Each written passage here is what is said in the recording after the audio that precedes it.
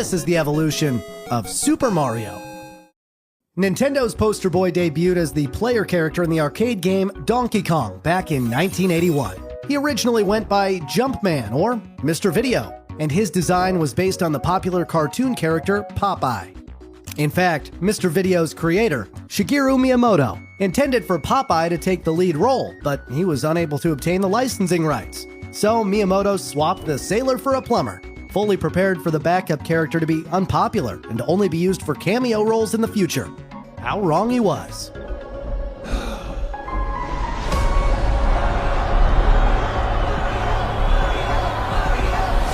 Jumpman started to gain more of a personality when Donkey Kong was shipped to the United States. It just so happened that the angry landlord of a Seattle warehouse where the games were being held went by the name of Mario. After he got into an argument with the then president of Nintendo, Minoru Arakawa, about paying rent, Miyamoto learned of the incident and thought the name Mario had a nice ring to it and that it would be suitable for his protagonist. As for Mario's iconic look, Miyamoto explained in an interview about his origins during the 8-bit era. Drawing a face was complicated, so I started with a nose. In order to distinguish the nose, I added a mustache. Drawing hair was also complicated, so I made him wear a cap. As Mario's design and personality were fleshed out even more, Miyamoto began to conceive of a game involving Mario and his brother Luigi. In 1983, an arcade game called Mario Brothers was released. It featured the two Italian plumbers exterminating creatures that emerged from pipes by flipping them upside down and kicking them away. While not part of the Super Mario series, it introduced the character of Luigi and included elements such as spinning bonus coins and flipping turtles onto their backs that would be seen in later titles. Fun fact, Miyamoto came up with the name Luigi for the second player after researching the second most popular Italian name.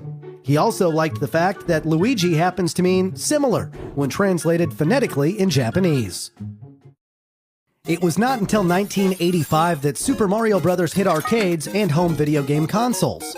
Set in the Mushroom Kingdom, which has fallen into ruin thanks to the black magic of the Koopa tribe, Mario hears of the plight of the Mushroom people. Their princess, Princess Toadstool, is the only one who can return the kingdom to its former glory. But she has been kidnapped by the great Koopa Turtle King known as Bowser.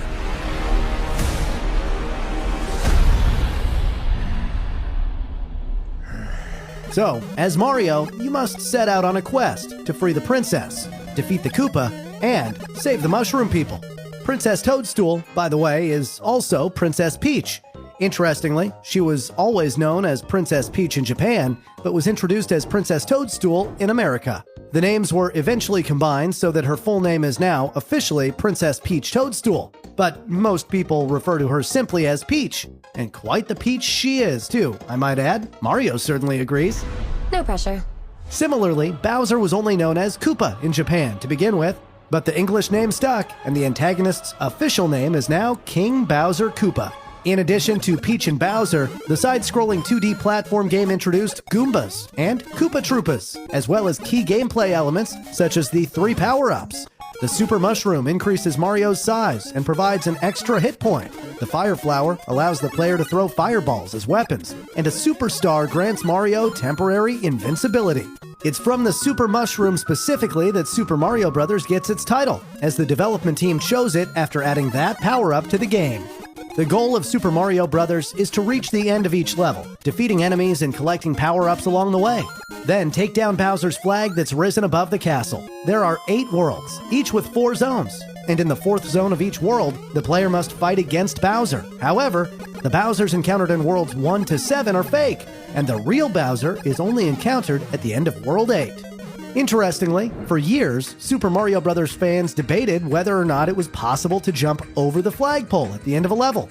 Since the arrival of YouTube, many people have since proven that this is indeed possible, not only on level 3 of World 3, but also in the very first level of the game. Jumping the flagpole causes an endless loop where Mario can just keep on running. Super Mario Bros. Was a huge success for Nintendo, both critically and commercially. The title was instrumental in boosting sales of the NES in America and the Famicom in Japan. Having been re-released on multiple platforms in the decades since its release, it is the 6th best-selling game of all time, with over 58 million copies sold. Super Mario Bros. Regularly tops review lists that count down the best or most influential games of all time. Mostly, however, it's recognizable as the game that spawned a franchise that has lasted over 35 years and continues to entertain gamers around the world today. Fun fact, did you know that Mario was originally going to be a carpenter? However, after a colleague suggested to Miyamoto that Mario more closely resembled a plumber, he changed his profession and developed Mario Brothers, featuring Mario in the sewers of New York City. Thank you, Super Mario Bros. It seems like the only thing you haven't drained is my bank account.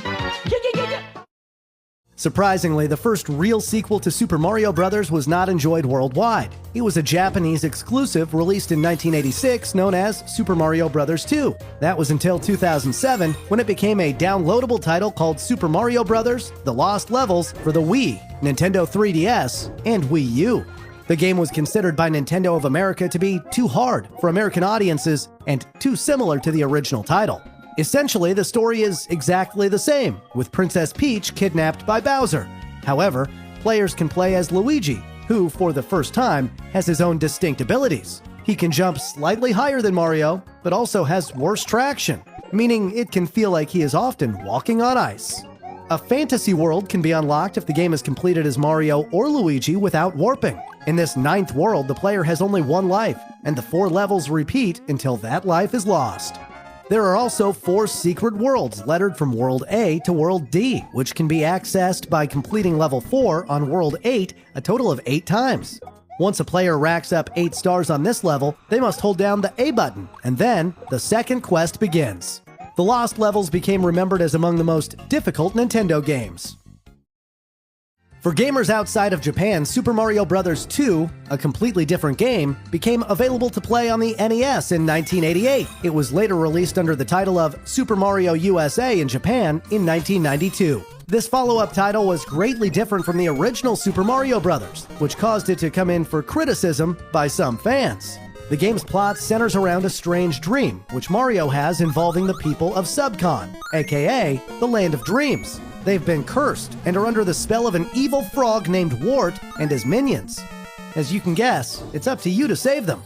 Players can choose from one of 4 playable characters. This time around, Mario, Luigi, Toad, or Princess Toadstool, before entering a mysterious door to save the people of Subcon. Each character has different statistics when it comes to their speed, power, and jumping abilities, making for a different experience depending on who you select. There are 7 worlds with fewer levels, but new enemies are introduced, such as Shy Guy and Birdo. The English manual for Super Mario Bros. 2 refers to Birdo as a male, who thinks he is a girl, and would prefer to be called Birdetta. Some interpret that as Birdo being transgender, which would make her the first transgender video game character of all time. Fun fact, Nintendo were in a rush to create a Super Mario Bros. Sequel for an international audience. So they took an existing game called Yume Kojo Doki Doki Panic, replaced all the playable characters with Mario characters, and labeled it Super Mario Bros. 2, with a few minor changes. Based on the first and second Super Mario Bros. Games, there was also a television series named The Super Mario Bros. Super Show, which first aired in September 1989. The television series, with a total of 52 episodes, featured both live-action and animated segments. The plot revolves around 2 plumbers from Brooklyn, New York, named Mario and Luigi, who accidentally warp into the Mushroom Kingdom while fixing a drain in a bathtub. The series was created by Andy Hayward, who spent about a year trying to convince Nintendo to license the characters. Eventually, he was given the green light, and in an interview with USA Today, Hayward said, "The Mario Brothers is such a unique property, we had to do it in a different way. We wanted to do a cartoon, but also do a show that extended beyond the cartoon." The character of Mario was brought to life in the show by WWF Hall of Fame wrestler Captain Lou Albano. Meanwhile, the role of Luigi was played by Canadian actor Danny Wells.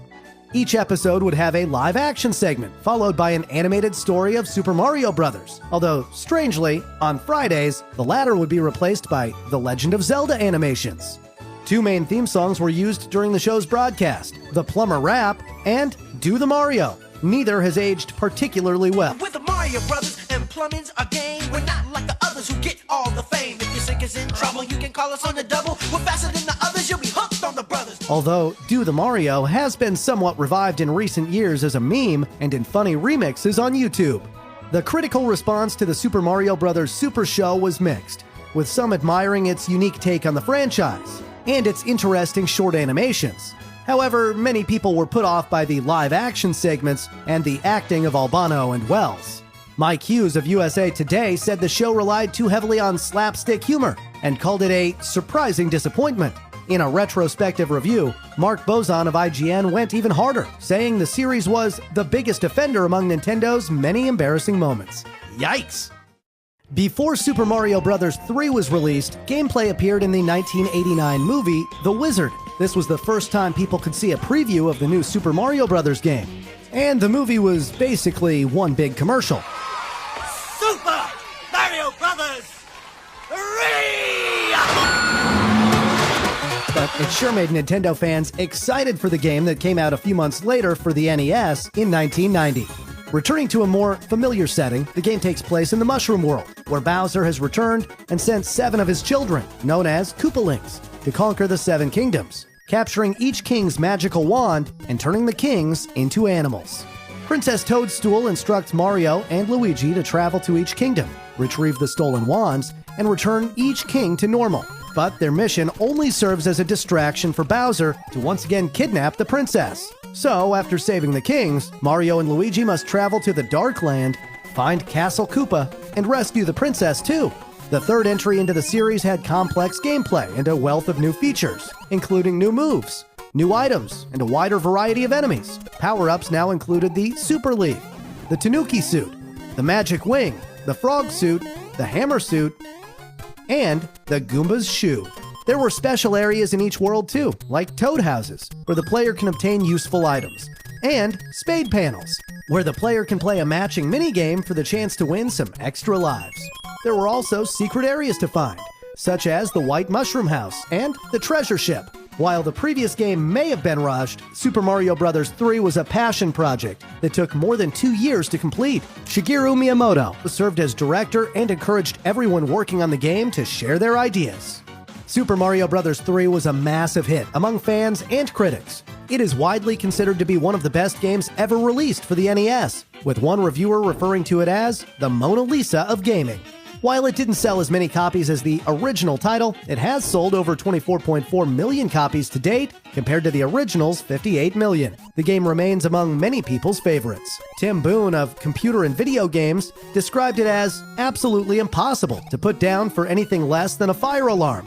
And, even then, you find yourself weighing down the odds. Fun fact, the Chain Chomp enemy was inspired by an incident from Miyamoto's early life, in which a dog lunged at him, but was pulled away before it could bite him. Meanwhile, the Koopalings were designed to be unique in appearance and personality, with Miyamoto basing the characters on 7 of his programmers as a way to thank them for their hard work. Nintendo of America also named the Koopalings after well-known musicians, with examples being Ludwig von Koopa and Lemmy Koopa, referencing Ludwig van Beethoven and Lenny Kilmister of Motorhead, respectively. On September 8, 1990, an animated series titled The Adventures of Super Mario Bros. 3 premiered on NBC in the United States. There were 26 episodes in total, produced by DIC Animation City, with overseas animation completed by South Korean studio Cy Young Animation. Loosely based on the video game, it featured an almost entirely new cast compared to the Super Mario Bros. Super Show, with only John Stalker and Harvey Atkin returning to reprise their roles as Toad and King Koopa, respectively. Walker Boone became the voice of Mario, while Tony Rosato was brought in to voice Luigi. Live action scenes were dropped from the format, and the episodes instead consisted of 2 animated segments, around 11 minutes each. Animations began with a title card that featured world map footage taken from Super Mario Bros. 3, the game. As for the plot, the opening narration states, "It is a legend no one will forget. Everyone thought King Koopa had left the Mushroom Kingdom. And then, his doom ship attacked. King Koopa was back, with the greatest danger ever known, his Koopa kids." Viewers follow the adventures of Mario, Luigi, Toad, and Princess Toadstool as they attempt to beat back the evil King Koopa and the Koopalings. Enemies and power-ups seen in the video game can also be seen in the TV show. Overall, the series is much more faithful to its source material and establishes a sense of continuity, which the Super Show failed to do. Many episodes are set on Earth, or the real world, as it's called by characters, and take place in various locations, such as Brooklyn, London, Paris, Venice, and elsewhere. One episode in particular, titled 7 Continents for 7 Koopas, is about Koopalings invading each of the world's 7 continents. Fittingly, the show itself was aired in many countries around the world and has been translated into Italian, Hungarian, Portuguese, Romanian, Russian, and numerous other languages. It is generally seen as a much better adaptation of the franchise than its predecessor, and probably helped to introduce many children around the world to the joy and wonder that is Super Mario Bros. The series is the longest gap in the Super Mario franchise to date. Nintendo had considered making a Super Mario Sunshine would be released for the Nintendo GameCube in 2002, Super Mario Sunshine. Following the success of The Legend of Zelda: Majora's Mask, video game designer Yoshiaki Koizumi conceived the idea of a Super Mario game that involved water pump mechanics, which they would call the Flash Liquidizer Ultra Dousing Device, or FLUDD. The game takes place on a tropical island called Isle Delfino. Seafood. All this and more await you on Isle Delfino. The name Delfino is one of the rare references to Mario's Italian heritage. Mario, Peach, and an entourage of toads have come to Isle Delfino to relax. However, the island's inhabitants soon complain of a man polluting the island and causing its energy source, the Shine Sprites, to disappear. The accused is charged with polluting our beautiful home, and yes, endangering our very way of life. The man they describe has a round nose, a thick mustache, and a cap. That sounds like Mario, but it can't be. Until Isle Delfino is completely free of his vile handiwork, Mario shall not be allowed to leave. Like in Super Mario 64, the player has to find all the Power Stars, or in this case, the Shine Sprites. The new FLUDD mechanic allows players to spray enemies, hover in the air, and dash at higher speeds. Interestingly, although FLUDD appears in later Mario games, only in Super Mario Sunshine is it shown to have artificial intelligence and is able to communicate with other characters by speaking through its nozzle. The vacation starts now. Many recurring characters are introduced in this game, including FLUDD, Toadsworth, Bowser Jr., I wanna fight that Mario again. Petey Piranha, Gooper Blooper, Piantus, Nokis, and Shadow Mario. So that's who was making a mess. However, in his series debut, the main villain in this story is actually Bowser Jr. Super Mario Sunshine was the first 3D Mario title to feature extensive voice acting, with Charles Martinet voicing Mario and Scott Burns voicing Bowser in the character's first speaking role in a video game. Bad audio mixing didn't do this feature any favors, though. Mario! How dare you disturb my family vacation? The title won GameSpot's annual Best Platformer on GameCube award and received an impressive 92 on Metacritic, with reviewers raving about the superb graphics and ingenious puzzles. Game Informer called Sunshine the best Mario game to date, while Computer and Video Games claimed it was better than Super Mario 64. Sales figures didn't quite reflect this, with Super Mario Sunshine achieving 6.3 million copies sold, compared to Super Mario 64's 11.9 million. However, that's likely down to fewer people owning GameCubes than Nintendo 64 consoles. Fun fact, at first, the plan was to have a multiplayer mode that would have players spread paint around rather than clean things up. This idea probably sounds very familiar to Nintendo fans, as it would later form the groundwork for the Splatoon series.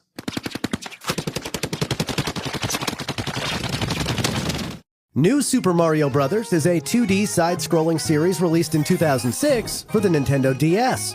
Players were once again tasked with saving Peach from Bowser Jr. after she was kidnapped. Again. Players can play as Mario and Luigi. It also featured 2 multiplayer games, one called Mario vs. Luigi and another for up to 4 players. Although it's a 2D game, most of the characters and objects are 3D rendered and put on a 2D background, basically making it a 2.5D game. The main game plays much like the original Super Mario Bros., but many new features have been added. For instance, the wall jump makes its first appearance in a 2D game since it was introduced in Super Mario 64. The player can also use ground pound to smash blocks, and certain power-ups behave differently than in previous installments, like the Mega Mushroom that grows the players and allows them to smash anything in their path, while the Mini Mushroom causes the protagonist to shrink to a tiny size. The game world features a world map with variable and secret paths, Just like in Super Mario World, there are 8 worlds, each containing at least one fortress and a castle, in addition to the standard levels. Bowser Jr., who does indeed serve as the game's main enemy, often battles Mario in the mid-world fortresses, while castles harbor different bosses. New Super Mario Bros. Was a commercial success and received positive reviews, garnering a score of 89 on Metacritic. Several review outlets called it one of the best games available for the Nintendo DS. And although the difficulty was deemed to be too easy, it was praised for making improvements while still being faithful to the older Mario titles. New Super Mario Bros. Ended up selling over 30.8 million copies worldwide, making it the best-selling game for the Nintendo DS ever, and placing it among the top-selling video games of all time. Its success resulted in sequels that would later be released for the Wii, Nintendo 3DS, Wii U, and Nintendo Switch. Fun fact, the character of Bowser was originally sketched as an ox by Shigeru Miyamoto. However, his drawings were misinterpreted by animator Yoichi Kotabe as a turtle. How that happened? I don't know. But they decided to develop the latter idea, and the Bowser we know and love, or hate, I guess, was born. By the way, he's definitely a turtle now and not a dragon, as some people have mistaken him for in the past. Open the gates!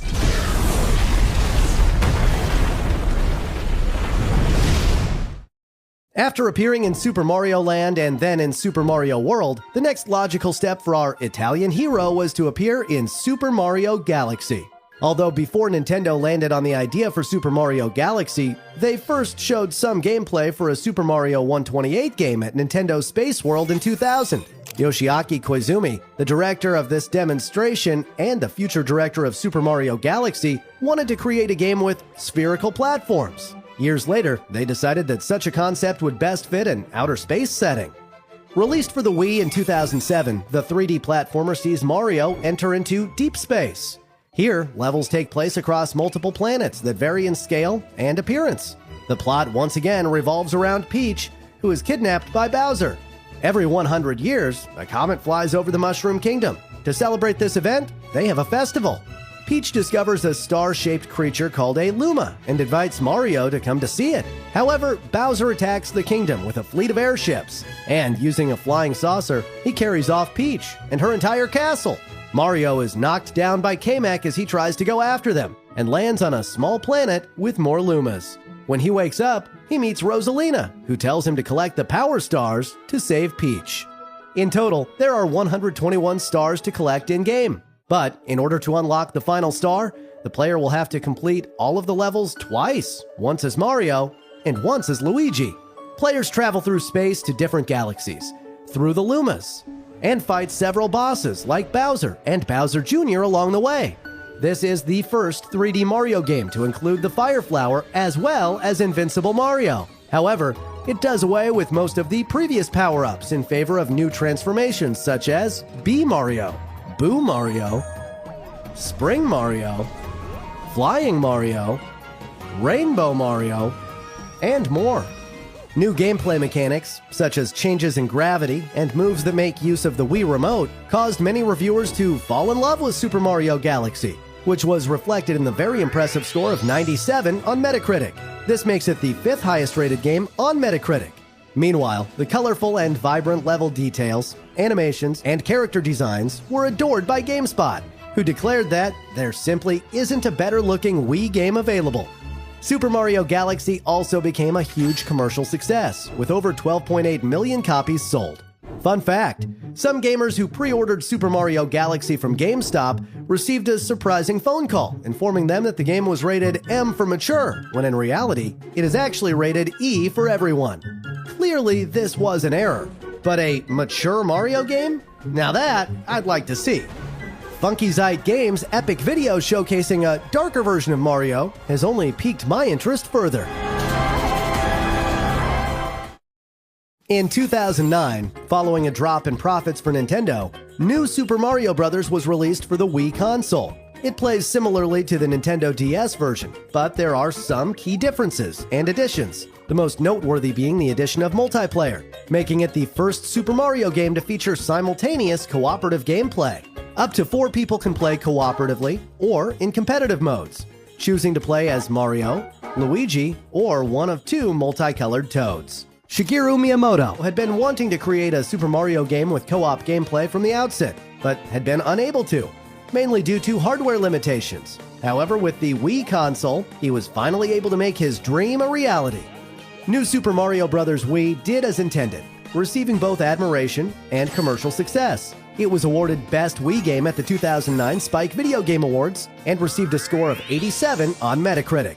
IGN said in their review, "New Super Mario Bros. Wii demonstrates one more time why Nintendo are masters of the all-ages gaming market. Relevant and refreshing, but at all times reverent and above all, incredibly fun." As of March 2021, more than 30.3 million copies of the game had been sold, taking the top spot for best-selling Wii game, not including titles like Wii Sports that were bundled with the console. It also became the 5th best-selling Mario game of all time.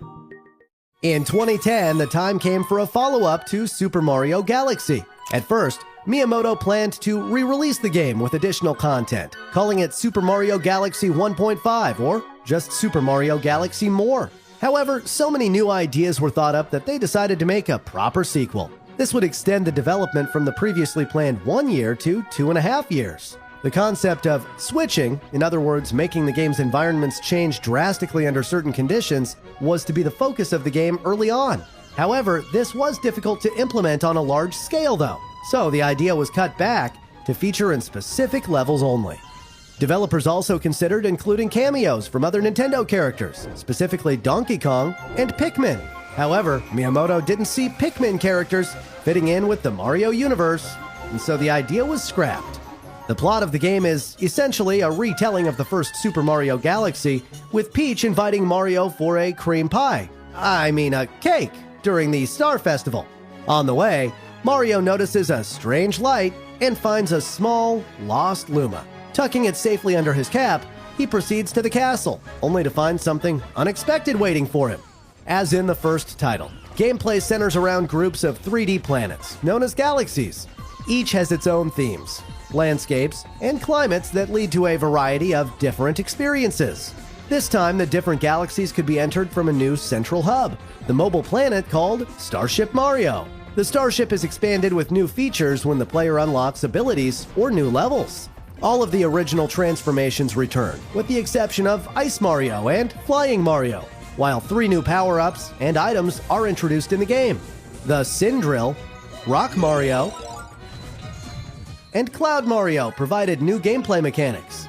Mario can also ride Yoshi in some levels, using the dinosaur's tongue to manipulate items, as well as to swing across gaps, pull levers, and swallow berries or enemies that can be spat out as projectiles. Riding Yoshi allows the player to double jump, and Yoshi also has his own power-ups, granting him temporary abilities. As Super Mario Galaxy 2 ups the difficulty factor, there are new features to assist inexperienced players.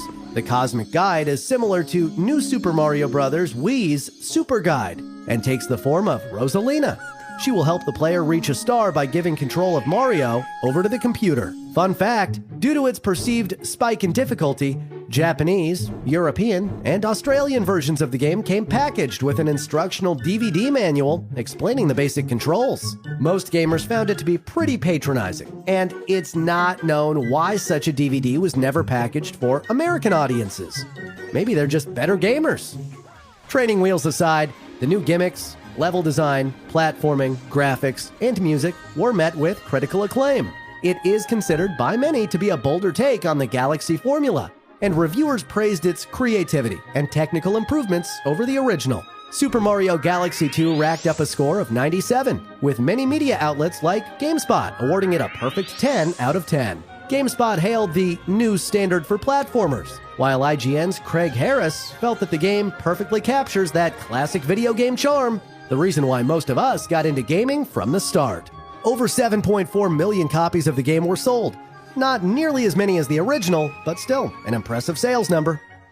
After conquering entire galaxies, Square were appearing in their first game on the Nintendo 3DS, Super Mario 3D Land. The title launched in November 2011, and while a Mario game in 3D was nothing new by then, the combination of both 2- and 3-dimensional gameplay was certainly unique. Lead game designer Shigeru Miyamoto described it as a 3D Mario that plays as a 2D Mario game, going on to explain that Super Mario 3D Land combines the elements of traditional side-scrolling Mario titles with those of the modern open-world Mario titles, which are much more three-dimensional. The gameplay of Super Mario 3D Land is similar to that of previous 3D Super Mario games, although it follows the more linear platforming path rather than being open world. Traditional items, such as the Super Mushroom, can be found in 3D Land, as well as new power-ups and special suits that grant Mario interesting new abilities. A variant of the Tanuki suit, which returns from Super Mario Bros. 3, allows him to float in the air and attack with his tail. When it comes to the game's plot, this time it centers around the mysterious Tail Tree. When a storm hits the Mushroom Kingdom, Princess Peach goes to check on the tree because she's worried about it. Surprise, surprise, she fails to return, and all that can be found by the tree the next morning is an envelope containing a photograph of Peach in Bowser's grasp. Here we go again. Despite the recycled storyline, Super Mario 3D Land received critical acclaim, registering a score of 90 on Metacritic. Not everyone was a fan of the game's easy difficulty, though. OneUp.com noted that even a moderately skilled player is never in danger of running out of lives in Super Mario 3D Land. Regardless, Super Mario 3D Land was still deemed to be brilliant and addictive by reviewers such as IGN, winning their Editor's Choice Award and being highlighted as the best reason to own a 3DS. The title would go on to sell over 12.8 million copies, making it the 7th best-selling game for the 3DS ever. Fun fact, the #1 best-selling game on the 3DS was released less than 1 month after Super Mario 3D Land, and was yet another popular game that features Mario. Can you guess what it is? Congratulations if you said Mario Kart 7, because you're right. As of 2022, the much-loved racing game has sold close to 19 million copies on Nintendo's 3D handheld console. The next Super Mario game to release on the 3DS was New Super Mario Bros. 2, which hit store shelves in July 2012, and was also the first retail game to be available as a digital download in the Nintendo eShop. It served as a sequel to the 2006 Nintendo DS game, New Super Mario Bros., as well as a follow-up to New Super Mario Bros. Wii from 2009.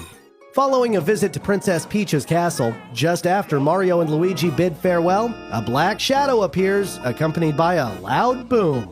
It's Bowser's minions, because of course it is, and they're here to capture the princess, because of course they are. Mario and Luigi can do nothing but stand and stare as the princess is whisked away. But the heroes soon set out in pursuit, and a new adventure begins. Just like its predecessors in the New Super Mario Bros. Series, this game is a 2D platformer, but some of the characters and objects are 3D renderings on 2D backgrounds. This results in a so-called 2.5D effect. It plays just like the earlier entries too, although there are new features and additions, as one would expect. The story has both single-player and multiplayer options, with 2 players able to connect using separate 3DS handhelds and play together simultaneously as Mario and Luigi. There is a strong emphasis on collecting gold coins in the game, and new items such as gold flowers give players a better chance of collecting more. All collected coins are totaled on the title screen and the overworld map. An entirely new feature called Coin Rush Mode becomes available after completing the first world in the game. In this mode, the player must play through 3 randomly chosen levels, collecting as many coins as possible. However, the player is given only 1 life, and each level gives a time limit of 50 or 100 seconds. The overall objective of New Super Mario Bros. 2 appears to be collecting 1 million coins, after which the player is rewarded with a new title screen featuring a gold Mario statue. New Super Mario Bros. 2 received a score of 78 on Metacritic, which is not nearly as high as its predecessor. The official Nintendo magazine summarized that New Super Mario Bros. 2 was bittersweet, because, by default, it's the best side-scrolling platformer on the 3DS. And it's even better than the original New Super Mario Bros. But that came out 6 years ago now, and in that time, we'd really expected the series to have progressed a little further than just a 3D effect and Coin Rush Mode. New Super Mario Bros. 2 became a huge commercial success, though, with a whopping 13.4 million copies sold. Fun fact, while the reward for collecting 1 million coins was always made clear, there is, in fact, a different reward available for maxing out the game's coin counter at 9,999,999 coins. Players who have the patience and dedication to achieve such a feat are instead rewarded with a gold raccoon Mario statue. It's a nice touch from the developers, but whether it's worth all that extra effort, I'm not so sure. Just as the Nintendo Wii was given a follow-up title for the first New Super Mario Bros. Game, the Wii U received a follow-up to the sequel and was called New Super Mario Bros. U. Released in November 2012, it's notable for being the first mainstream Mario game to be released in high-definition graphics. A brief, yet familiar synopsis of the game sees Bowser's gang having taken over Princess Peach's castle with the goal of the player to end the cruel gang's unwanted occupation and free the princess. Interestingly, to date, this is the only 2D Mario platformer that doesn't include or involve Bowser's castle, instead taking place in Peach's domain. Elements such as ice flowers and Yoshi's return from previous installments, while the flying squirrel is a new power-up that lets players glide for long distances or slowly descend down vertical paths and cling to the side of the walls. Baby Yoshis of varying colors can also be picked up and have special abilities like inflating in midair or illuminating dark areas. 2 new game modes are introduced, Challenge Mode and Boost Rush. The former adds restrictions and conditions to levels, like having a short time limit, while Boost Rush takes place on an automatically scrolling level which gets faster as players collect coins. Coin Battle Mode also returns from New Super Mario Bros. Wii, with the player now able to customize battles. The game's HD graphics and various modes were positively received by critics, with New Super Mario Bros. 2 racking up a respectable score of 84. GameSpot called it a challenging platformer, an excellent recreation of Mario's best moments, and the perfect way to kick off Nintendo's journey into HD. Meanwhile, Games Master Magazine described the game as a great excuse for families to gather around the TV and an enticing glimpse of Mario's HD future. A downloadable expansion titled New Super Luigi U was released in June 2013 as part of Nintendo's Year of Luigi campaign. Fun fact, the Year of Luigi in 2013 celebrated the 30th anniversary of Luigi's first appearance in a video game. Nintendo wanted to commemorate this event with a year-long campaign involving plenty of Luigi-themed merchandise and games. Shigeru Miyamoto previewed multiple upcoming titles that included the younger brother, like Luigi's Mansion, Dark Moon, and Mario & Luigi Dream Team. However, the year ended up being a disaster for Nintendo, as they reported a record loss of 46.4 billion yen, which is around 456 million. Yikes. Maybe things just work better when Mario takes center stage. Poor Luigi. Meanwhile, Mario was still cashing in, as New Super Mario Bros. U became yet another commercial success, with 5.8 million copies sold. This was a lot considering the terrible sales numbers of the Wii U, and placed it as the 3rd best-selling game on the console. In 2019, an enhanced port for the Nintendo Switch titled New Super Mario Bros. Deluxe was released, and guess what? It became a huge commercial success, with 12.7 million copies sold, leading to combined sales of a whopping 18.5 million copies. Well done, Mario! Although the Wii U was ultimately a commercial flop for Nintendo, it still played host to some great Super Mario titles. In November 2013, while Luigi was shaking his thing at the office, he also appeared alongside Mario in Super Mario 3D World for the Wii U. During an evening celebration, the plumbers find a sparkling pipe outside Princess Peach's castle. Curious, they peek inside, and they discover a fairy kingdom. Unfortunately, Bowser has discovered it too, and has already captured the Sprixie princesses. Thus, the scene is set for a new adventure involving Mario, Luigi, and friends. Like in previous games, players progress through various levels to reach Bowser. One of the new power-ups introduced this time is the Super Bell, which turns the player into a cat and allows them to climb up walls and use a scratch attack. Notably, Super Mario 3D World is the first in the Super Mario 3D series to include multiplayer. Gamers can choose to play as Mario, Luigi, Princess Peach, or Blue Toad. The characters' abilities are similar to those from the original Super Mario Bros. 2, with Mario possessing his standard run and jump capability, while Luigi can jump higher with a flutter kick. Peach can float in the air, and Blue Toad can run faster than the others. Super Mario 3D World's level design, presentation, replay value, and soundtrack were all highly praised, and the game, in general, received critical acclaim from reviewers. IGN gave 3D World a 9.6 out of 10 and commended the youthful energy of the visuals, the interesting risks taken with the level designs, the maddening challenge offered by later worlds, and the genuinely funny and memorable co-op. Metacritic recorded a review score of 93, and the game sold 5.9 million units worldwide, becoming the second best-selling game for the Wii U. Obviously, the best-selling game was, again, Mario Kart. This time, Mario Kart 8. Multiple media outlets, including the likes of Eurogamer and Digital Spy, awarded Super Mario 3D World Game of the Year. It's just a shame it was let down so badly by the console it was on. Unprecedented creativity and an odyssey await in the next episode. 11th, 2015, a game was released that helped to boost monthly sales of the ill-fated Wii U by 110%. Offering gamers the chance to create their own Super Mario courses, the game was, of course, Super Mario Maker. Introducing Super Mario Maker. Using the Wii U gamepad, players could place Goombas, blocks, pipes, and all kinds of environmental pieces to create a variety of fun, challenging, and, more often than not, frustrating levels. While making their custom level, players could jump in to test it at any time and replay their movements to better visualize it and fix any mistakes. The style of the game can be changed from the original Super Mario Bros. Look to that of Super Mario Bros. 3, Super Mario World, or the new Super Mario Bros. U. As well as playing your own levels, you can upload them for other users to enjoy, or you can download theirs and see if you can record a high score. In addition to familiar pieces, there's a new power-up called the Weird Mushroom, which appears to be a slimmer version of the Super Mushroom. It makes Mario thin and allows him to jump higher than usual.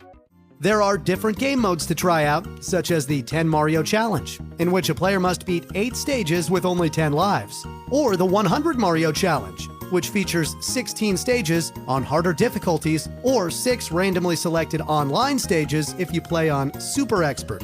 There are a total of 68 sample courses across 17 in-game worlds, some of which were made by third-party developers, including Michel Ancel, who created Rayman. With a practically endless library of player-made stages, there is lots of variety and fun to be had. Super Mario Maker was a solid entry to the series and scored an average review of 88, according to Metacritic. Justin Haywald of GameSpot summed it up nicely by saying, "The game won't necessarily turn you into the next Shigeru Miyamoto, but you can almost feel a little bit of that magic rubbing off every time you upload a new creation." On December 2nd, 2016, a version of Super Mario Maker was released for the Nintendo 3DS. Gameplay was very similar to that of the Wii U, although certain items were replaced or unavailable, and more pre-designed courses were added to the game. The fact that any user-made courses could only be shared locally and not online was a bit of a bummer, and may have contributed to the game's lower score of 73 on the handheld console. The 3DS version also suffered from a data reset glitch, which didn't happen on the Wii U. Fun fact, a month and a half after the original game's release, Nintendo UK made an infographic with worldwide user statistics taken from the game. It concluded that over 260 million blocks had been laid, which would be enough to build 11 Great Pyramids of Giza, and around 14 million superstars had been used, which, if collected by Mario in sequence, would be enough star power to keep him invincible for about 5 years. Roughly 2 weeks later, on the 15th of December 2016, another handheld Super Mario game was launched. Only this time, it was for people who owned an iPhone or an iPad. Super Mario Run is an endless runner, akin to Temple Run or the dinosaur game on Google, only it takes place in the Super Mario universe, where Mario constantly runs to the right of the screen, and the player taps the screen to jump over obstacles, wall jump, and bounce off Goombas. The aim is to collect coins, and ultimately to try to rescue Princess Peach because, yep, you guessed it, Bowser's kidnapped her again. The game would eventually be made available to Android users in March 2017. On both platforms, Super Mario Run consisted of 4 game modes, namely World Tour, Toad Rally, Kingdom Builder, and Remix 10. Super Mario Run marked the first time that Nintendo had used one of their established intellectual properties for a mobile game, and it was such an important event that Shigeru Miyamoto came out of his announced retirement to be involved in the project. Miyamoto hadn't been majorly linked to a Super Mario title since Super Mario Galaxy in 2007. The game received mostly positive reviews and a 76 on Metacritic. IGN praised its addictive qualities and high replayability, but lamented the lack of originality. Meanwhile, the BBC reported that an average 2.5 rating on the App Store was mainly due to the need for a constant internet connection and a fixed price of $10 to play. At the time of writing, Super Mario Run is currently free to download, but beware of those annoying in-app purchases. While both Super Mario Maker and Super Mario Run can be considered side games in the franchise, a return to the main series came in October 2017 when Super Mario Odyssey was released for the Nintendo Switch. Development for Odyssey began right after Super Mario 3D World in late 2013. Nintendo's game designers wanted to return to more sandbox-styled gameplay, as seen in Super Mario 64 and Super Mario Sunshine. They also needed a new gimmick, and after testing out several, they settled on the capture mechanic. Taking place in an open-world setting, Mario travels to many kingdoms while retaining most of his moves seen in the previous 3D titles. The ability to throw his hat and use it as a platform or take control of enemies is new though, and plays a very important role in the game. Explore incredible places far from the Mushroom Kingdom as you join Mario and his new ally Cappy on a massive adventure. Use his amazing new abilities to collect Power Moons so you can power up the Odyssey airship and save Princess Peach from Bowser's wedding plans. Cappy can also be controlled by a second player in co-op mode, similar to the co-op from Super Mario Galaxy and Super Mario Galaxy 2. The kingdoms for the game were based on real-world locations, such as the Sand Kingdom, which represents Mexico, and the Luncheon Kingdom, inspired by Italy. Super Mario Odyssey was adored by critics, receiving universal acclaim and an almost perfect 97 score on Metacritic. At the time, it was the third highest-rated game on the review site ever.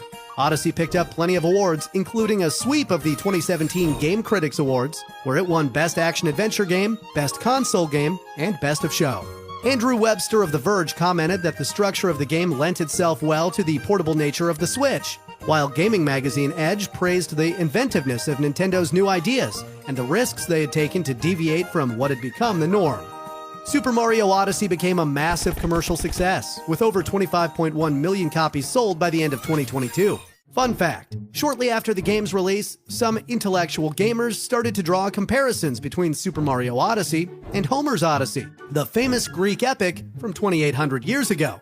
Despite there being no obvious reference to the Greek poem in-game, aside from the name Odyssey being used for Mario's ship, some people point out striking similarities, such as the following. Both stories start in the middle of a battle. Both protagonists travel by ship and face various challenges along their journeys. Both protagonists are trying to get to their final destination to stop a wedding from happening. It sounds like a pretty convincing theory to me. Nintendo Switch owners were in for another treat in June 2019 when a sequel to Super Mario Maker was released for the console. With Super Mario Maker 2, gamers could jump right into a single-player story mode and play built-in courses to rebuild Princess Peach's castle. Or they could make their own courses, either alone or with friends, and could share those courses online. In addition to the story mode, new features and level assets were introduced based on Super Mario 3D World. The game still functions the same way as its predecessor, but there are new enemies, items, and new terrain for creative minds to enjoy. Funnily enough, having slopes in the game was one of the main requests from those who played the first Super Mario Maker. So much so that the internal project name for the sequel at Nintendo was Slopes. Just like its predecessor, the Super Mario Maker 2 was met with glowingly positive reviews. The game scored a very respectable 88 and became one of the best-selling games on the Nintendo Switch after selling more than 7.9 million copies. There were a few annoyances, such as frequent online lag, which dropped GameSpot's review score to an 8 out of 10. But mostly there was praise for the game's user interface, course editing tools, and music.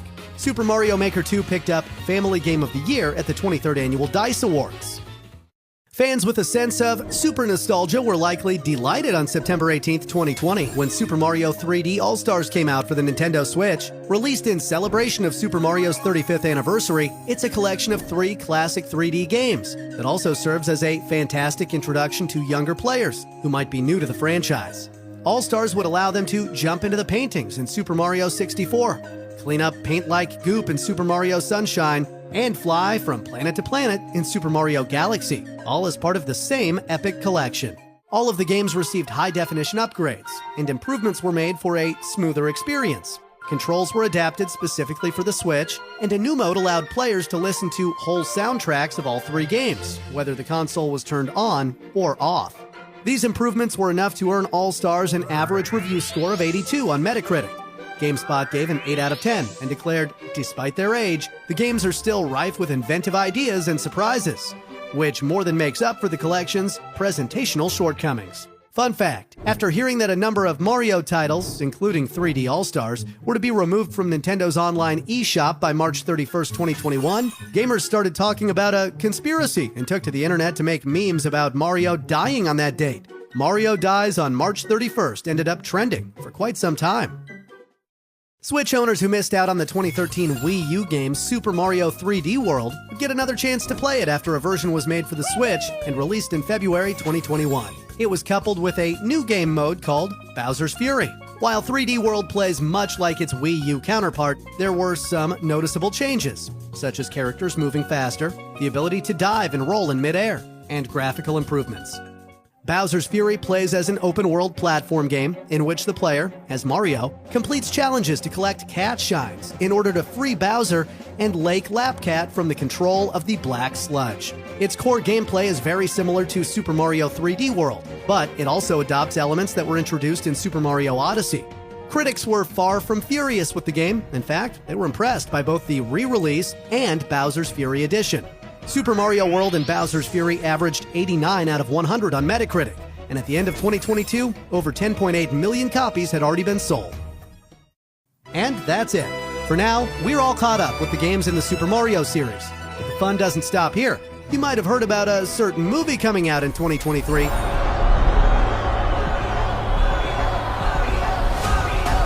Plus, there are plenty of other ways Super Mario fans can get their fix. Join me for one more special episode in the evolution of Mario.